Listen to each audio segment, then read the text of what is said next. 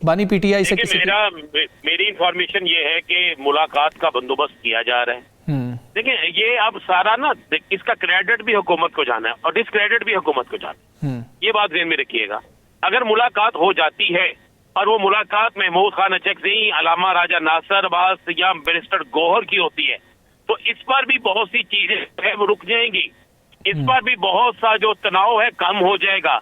और ये तीनों लोग वो हैं, अगर ये इन्हें इत्तला के मुताबिक मुलाकात की इजाजत मिल सकती है और ये जो बात करके जाएंगे, ये जो तय करके जाएंगे, वही चीज जो है वो बाहर आकर उसी तरीके से उसे अदा करेंगे। क्योंकि तीनों जो है एक बड़े जुबादार है, इनका सियासत से तल्लुक है और सियासी शख्स जो होता है वो कोई वादा खिलाफी नहीं करता।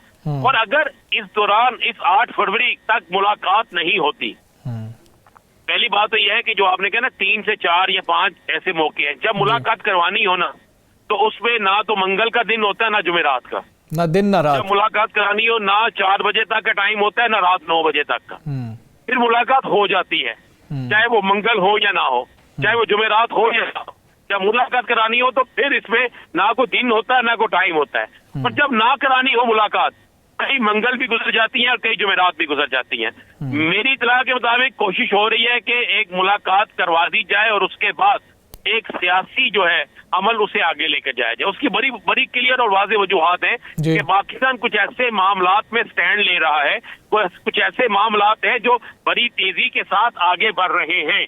और उन बढ़ते हुए मामलात को देखते हुए, उन बढ़ते हुए मामलात के बड़े फैसले करते हुए इमरान खान बानी तहरीक इंसाफ को इत्तेमाद में लेना, उनकी जमात को इत्तेमाद में लेना इंतहाई जरूरी है। क्योंकि पाकिस्तान में इस वक्त वो एक बड़ी अवामी जमात भी है, पार्लियामेंट के लिहाज से भी है, एक सूबे में हुकूमत के लिहाज से भी है, एक सूबे में अपोजिशन लीडर के लिए अपोजिशन भी उनके पास है। तो ये बड़ी क्लियर चीज है कि इस पे ऐसा जो है वो हमें होता नजर आ रहा है। लेकिन अगर इसमें कुछ शरारत हो जाती है, कुछ लोग नहीं करवाना चाहते, तो फिर आप इसमें ज़हन में रखिएगा वो सियासी अनासर जो इस मुलाकात को नहीं करवाना चाहते, वो सियासी अफराद, मैं अनासर नहीं कहूँगा, वो सियासी अफराद जो हैं, वो सियासी शख्सियात जो हैं, वो फिर चाहती हैं, शायद वो चाहती हैं कि जो नजर आता है ज़ाहिर के पाकिस्तान के अंदर सियासी तनाव जारी रहे।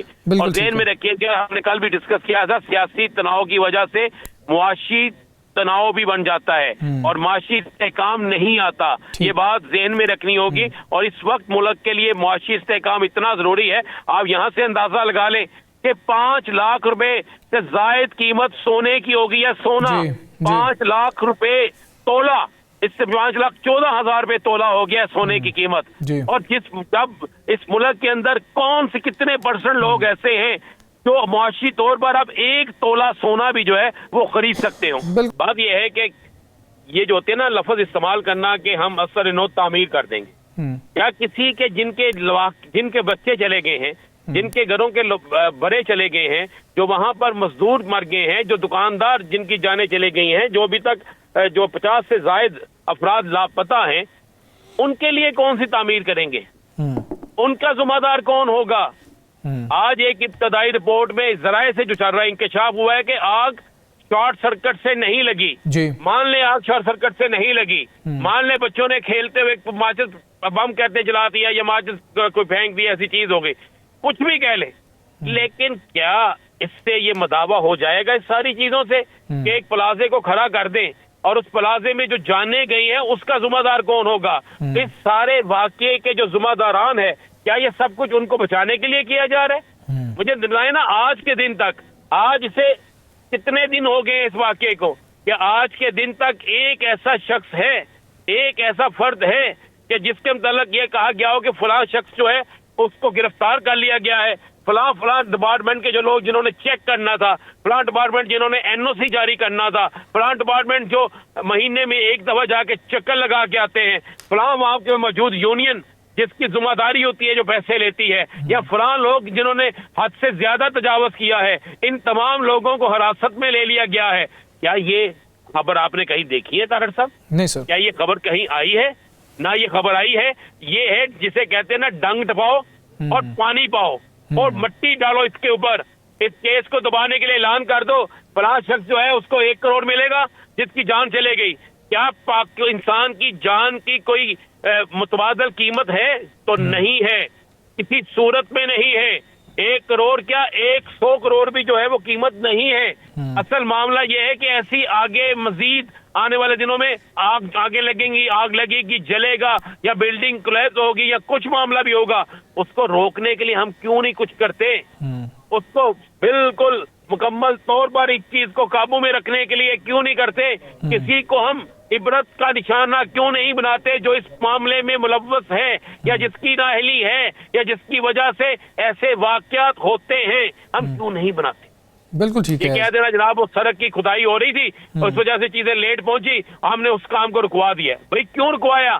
इससे पहले नहीं हो सकता था? बच्चा गिरता गटर में, बच्चा मर जाता है, उसकी लाश मिलती है, उसकी लाश को लेने के बाद पता क्या कहा जाता है? पता क्या बात चलती है? उसको बाद कहा जाता है जनाब इंक्वायरी करेंगे। क्या उस बच्चे की हलाकत के बाद कितने लोग थे जो गिरफ्तार हुए? जी। उसके बच्चे की हलाकत के बाद किसी ने इस्तीफा दिया?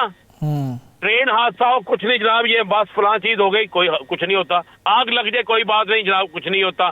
फलां हो जाए कुछ नहीं होता। और भाई जिस केस में लोग नामजद होते थे, बल्दिया टाउन वाला वाकया, 200 से ज्यादा लोग जिंदगी की बाजी गालबन हार गए, उसमें क्या असल मुल्जमान गिरफ्तार हुए? नहीं हुए। तो ये इसी तरह है कि बना दे बिल्डिंगें, खड़ी करे, उसमें जितने लोग हैं उनको, और उसके बाद कहते जनाब जितने मरे हैं उनको 1-1 करोड़ रुपया दे देते हैं, और 1 करोड़ रुपया देने के बाद जनाब आप इस तरह करें कि जाएं और जाकर एक नई बिल्डिंग खड़ी कर देते हैं। बस सब तमाशा देखने वाले, सब उसके जिम्मेदारान जो भी हैं, सब उसके बाद मौज मस्ती करें, कई करोड़ रुपया फिर दोबारा कमाएं, फिर दोबारा एनओसी के बगैर चीजें बनने दें। एनओसी जो है उसको जाके चेक ना करें, जाके जो आपकी ड्यूटी है, जो आप सरकारी जिसका मुआवजा लेते हैं हमारे टैक्सों से, उसको जाके आपने चेक ही नहीं करना, बस मौजे करें। इसलिए कि आपके पीछे तगड़े हाथ है, इसलिए कि आपकी तैनातियां उन लोगों ने करवाई हैं जिन्होंने आपकी इंक्वायरियां करनी है। ये हो रहा है मेरे भाई।